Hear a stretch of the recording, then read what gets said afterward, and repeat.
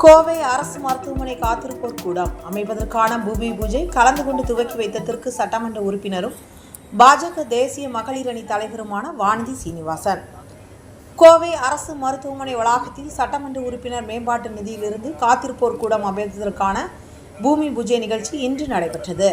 இந்நிகழ்வில் கோவை தெற்கு சட்டமன்ற உறுப்பினரும் பாஜக தேசிய மகளிர் அணி தலைவருமான வானதி சீனிவாசன் கலந்து கொண்டு துவக்கி வைத்தார். இந்நிகழ்வில் கோவை அரசு மருத்துவமனை முதல்வர் நிர்மலா உட்பட பல்வேறு மருத்துவர்கள் உடன் இருந்தனர்.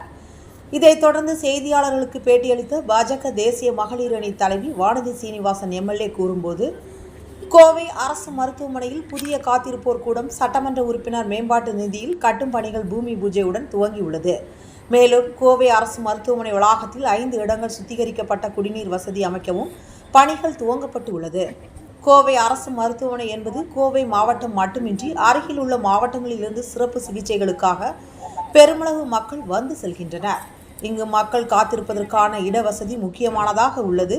குறிப்பாக பிரசவ சிகிச்சை பிரிவின் அருகே பெண்கள் மற்றும் குழந்தைகள் காத்திருப்பதற்கு இருந்த இந்த காத்திருப்பு கூடம் 20 லட்சம் ரூபாய் மதிப்பீட்டில் சட்டமன்ற உறுப்பினர் நிதியிலிருந்து வழங்கப்பட்டுள்ளது.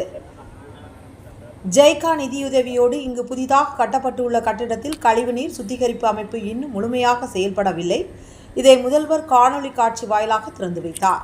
இது குறித்து அதிகாரிகளிடம் புகார் அளித்துள்ளோம். மாநில துறையினர் இந்த பணிகளை விரைவாக முடித்து தூய்மையான நிலையில் இந்த வளாகத்தை பராமரிக்க வேண்டும் என கேட்டுக்கொள்கிறோம். பாராளுமன்றத்தில் எதிர்க்கட்சித் தலைவர் ராகுல் காந்தி பேசும்போது மரபு சார்ந்த விஷயமாக இல்லை, மக்கள் பிரச்சனைகளை பேசுவதற்கு பதிலாக தனிப்பட்ட ரீதியில் தாக்குதல் செய்து வருகிறார். தமிழகத்தில் இருந்து தேர்வான நாடாளுமன்ற உறுப்பினர்களும் தனி மனித தாக்குதல்களை செய்கின்றனர். குறிப்பாக நிதி அமைச்சரையும் அவர் சார்ந்த சமுதாயத்தையும் தாக்கி பேசுகின்றனர். திமுக நாடாளுமன்ற உறுப்பினர் தயாநிதி மாறன் பிராமணர்கள் குறித்து விமர்சிப்பதை தொடர்ந்து செய்து வருகிறார். தாங்களும் அவரது மனைவி அவர் பேசுகின்ற மொழி குறித்து பேசினால் நன்றாக இருக்காது. சமூக நீதி பேசும் திமுகவினர் இதை செய்வது சரியானது அல்ல. தமிழகத்தை பொறுத்தவரை அனைத்து துறைகளிலும் லஞ்ச ஊழல் பெருகியுள்ளது. அதனால் தான் சரியான ஆட்சியை தேர்ந்தெடுக்க வேண்டும் என கூறுகிறோம். சென்னை பெருவெள்ளம் ஏற்பட்ட போது நிபுணர் குழு அமைக்கப்பட்டது. எந்த பிரச்சனை என்றாலும் அதற்கு உடனடியாக திமுக அரசு குழு அமைக்கும். ஆனால் செயல்படுத்துவதில் எதுவும் இருக்காது. நிபுணர் குழு அமைத்த பின்பும் சென்னை வெள்ள பாதிப்பு அதே நிலையில்தான் உள்ளது. திராவிட மாடல் ஆட்சியில் நிபுணர் குழு அமைப்பதில் குறைகளே கிடையாது. ஆசிரியர்கள், தூய்மை பணியாளர்கள் என அனைவரும் இந்த ஆட்சியில் உழைப்பு சுரண்டலுக்கு ஆளாக்கப்படுகின்றனர்.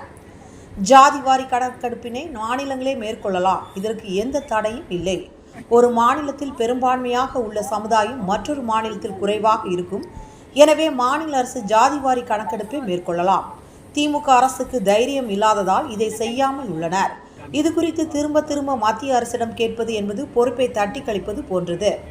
கோவை மாநகராட்சியில் இருந்த முன்னாள் மேயர் 27 லட்சம் ரூபாய் டீ செலவு செய்துவிட்டு சென்றுள்ளார். எனவே கோவை மாநகராட்சிக்கான புதிய மேயரை தேர்ந்தெடுக்க வரும் உதயநிதி இது குறித்து பதிலளித்தால் நன்றாக இருக்கும். மேலும் எந்த விதமான குளறுபடிகளும் இல்லாமல் சரியான முறையில் தேர்வு செய்ய வேண்டும். இதனையும் அமைச்சர் உதயநிதி செய்ய வேண்டும்.